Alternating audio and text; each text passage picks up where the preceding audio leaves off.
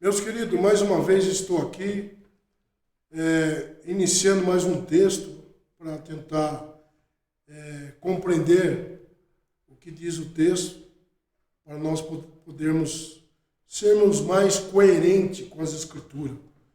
A gente parar de ficar seguindo ideias de livros ou de algumas pessoas que exageram nas suas interpretações, desrespeitando a continuidade da leitura. Então quero estar lendo aqui no capítulo 12 de Corinto, 2 Coríntios, que eu estarei falando aqui sobre o espinho na carne de Paulo. Há muitas pessoas que utilizam esses versículos com forma desrespeitosa ao texto. Nós vamos ver aqui o capítulo 12, versículo 7. Diz assim: e para que não me ensoberbecesse com a grandeza das revelações, foi-me posto um espinho na carne, a saber, um mensageiro de Satanás, para me esbofetear, a fim de que não me exalte. Então ele está dizendo aqui sobre o espinho na carne, que o próprio que tem a experiência do apóstolo Paulo, ele então fala a respeito do espinho na carne. Há pessoas que falam que o espinho na carne era uma antiga mulher que Paulo tinha. Outros falam que o espinho na carne de Paulo é que Paulo tinha um problema na visão, que Paulo não enxergava direito. E tem outros que falam que Paulo tinha problema na coluna. Então, muitas referências que não têm esclarecimento nas Escrituras. A Escritura não apoia esta ideia. Essa ideia é um desrespeito às definições da Escritura.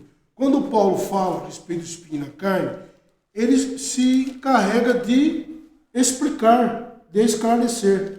Ele disse: para que não me ensoberbecesse com a grandeza das revelações, foi-me posto um espinho na carne, a saber, um mensageiro de Satanás. Então ele define. Ele não fala que é uma doença. Ele está falando aqui um mensageiro de Satanás. Ou seja, um opositor. Alguém que era contrário a ele. Esse era o mensageiro de Satanás. Por exemplo, eu estou falando aqui da palavra de Deus. Então, como portador da palavra de Deus, eu sou um mensageiro de Deus. E havia uma pessoa que estava sendo contrário ao apóstolo Paulo. Estava tumultuando o ministério de Paulo. Estava tentando colocar Paulo contrário à igreja de Corinto.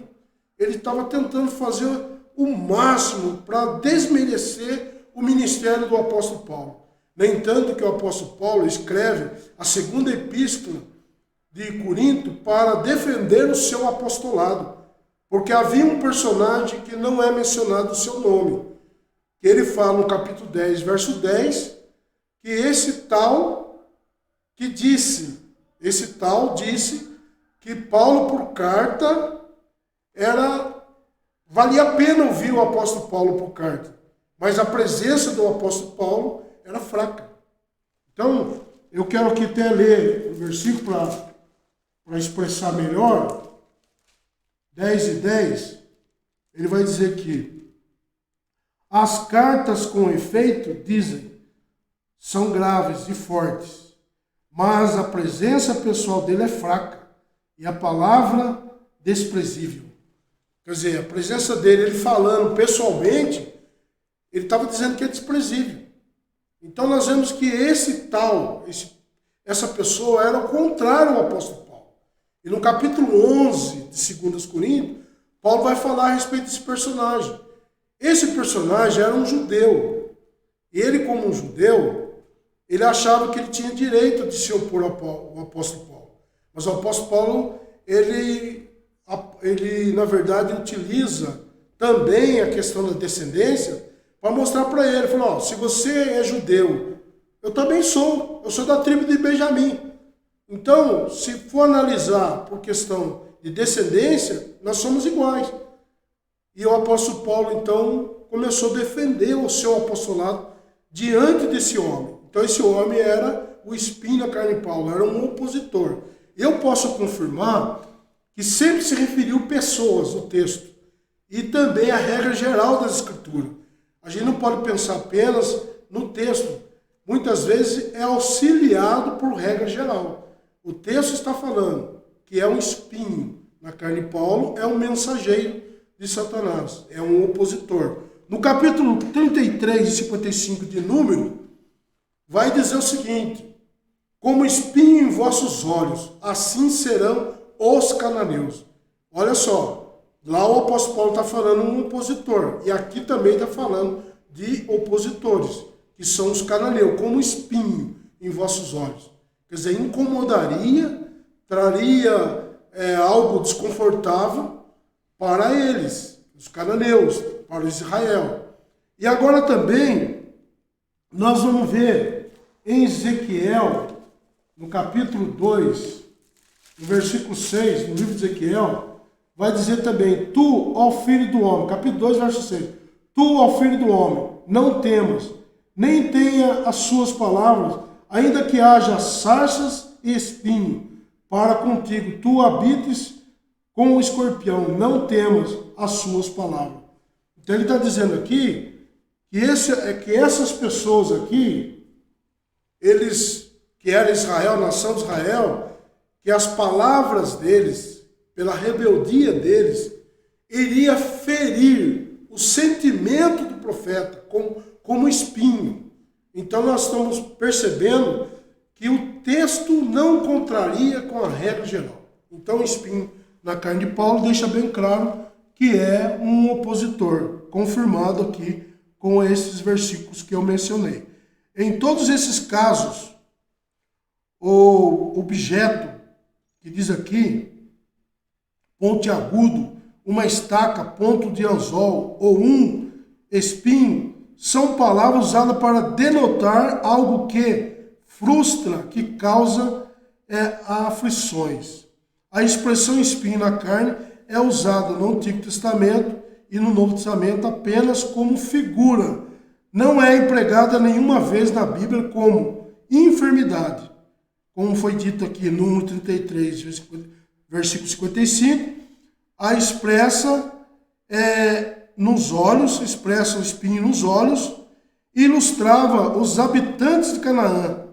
Então, nações pagãs de Canaã, os cananeus, esses dois casos, os espinhos eram personalidades, esses dois casos, espinhos eram personalidades. Paulo declara com as mesmas clarezas, mensageiro de Satanás, uma personalidade, um opositor. Quem lê não seja irracional e seja conclusivo na leitura. O próprio apóstolo Paulo declara com exatidão: era comparado a uma bofetada, ou seja, ele se sentia agredido.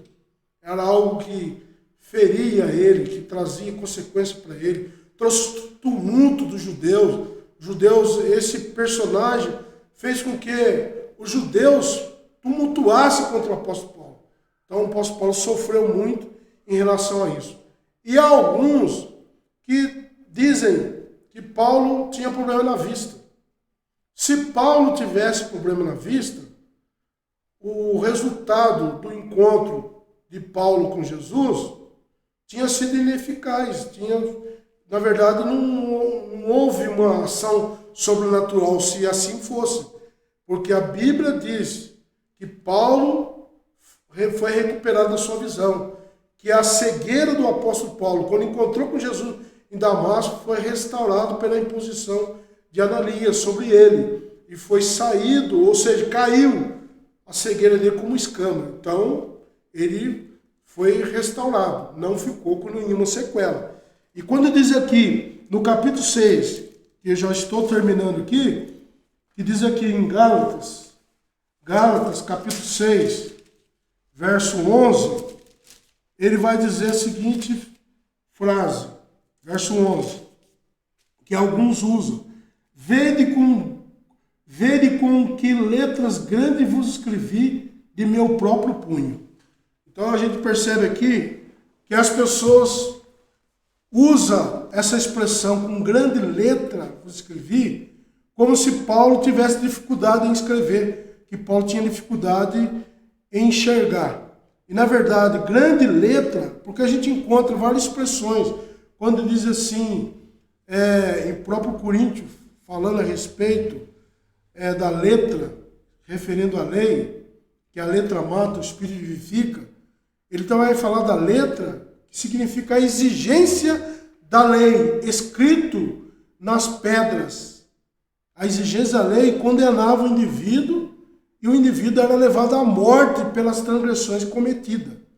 Tá? Então a exigência da lei. E aqui está falando grande letra, ele está falando da quantidade da escrita, porque Paulo não tinha costume de escrever. Quem escrevia para Paulo era chamado um escriba chamado Terço. Em Romanos 16 vai falar desse personagem. Nem tanto que o apóstolo Paulo escreve um resumo na epístola de Filemão, que não dá nem mesmo nenhum capítulo. É um resumo. Com o próprio punho do apóstolo Paulo ele escreve. Quer dizer, poucas expressões que ele usa. E aqui, com grandes letras, é a quantidade, é uma forma quantitativa.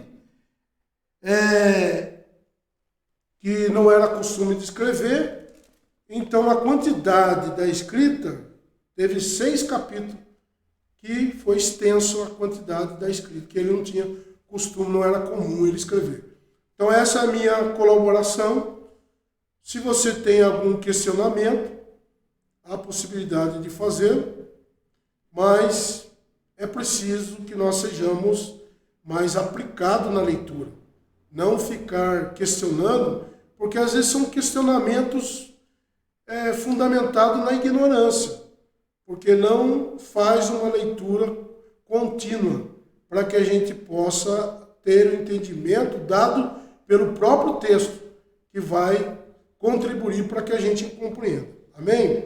Que isso possa servir ainda mais de contribuição, de termos uma noção correta do texto e que nós possamos ser pessoas mais responsáveis e que possamos agir com coerência.